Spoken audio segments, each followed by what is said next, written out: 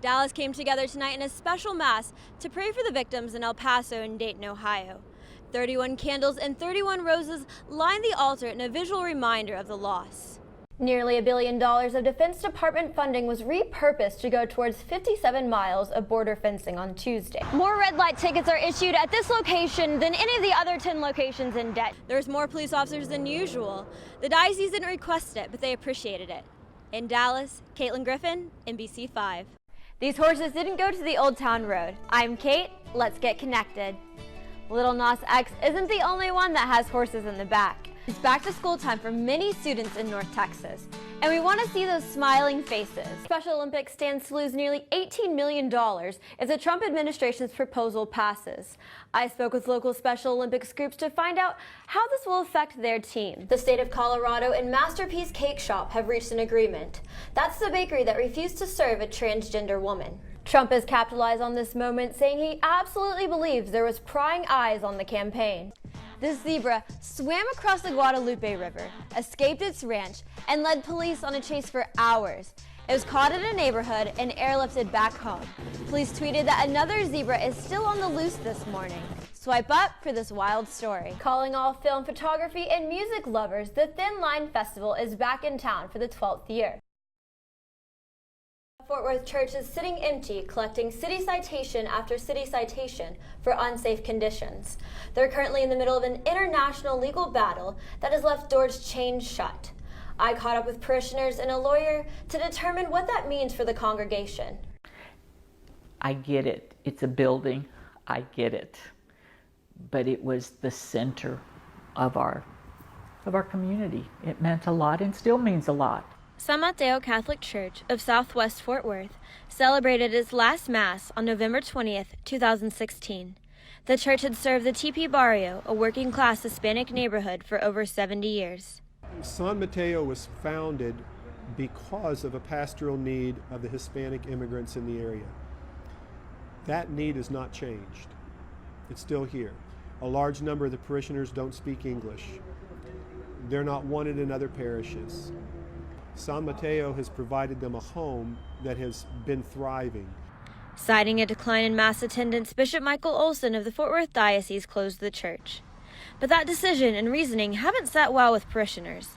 They hand-delivered an appeal all the way up to the Vatican. After nearly 2 years, they received an answer this fall. The Holy See upheld the bishop's decision to close the church.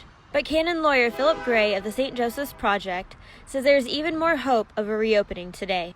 In canon law, there is no basis for closing this church, and that the people's right to pastoral care should be provided for. So if the law is followed, then San Mateo will reopen, and the people will be given a priest who will take care of them again.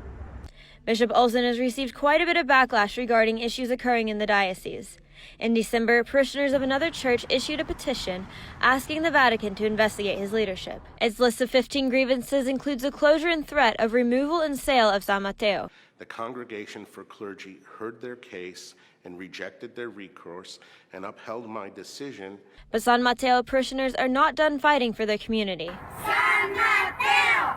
San Mateo! They have already submitted a second appeal to a higher committee at the Vatican and are awaiting an answer.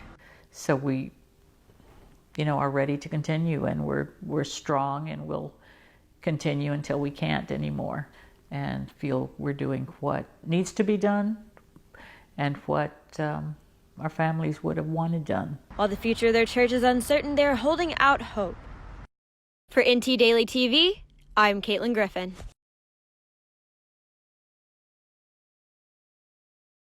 Liftoff. We have a liftoff. Liftoff. We have liftoff. I'm Kate. Let's get connected. Apollo 11 launched towards the moon 50 years ago today. Astronauts were invited back to Mission Control to mark the exact moment of liftoff, 9:32 a.m. They walked on the moon 4 days later. Swipe up to see Mission Control.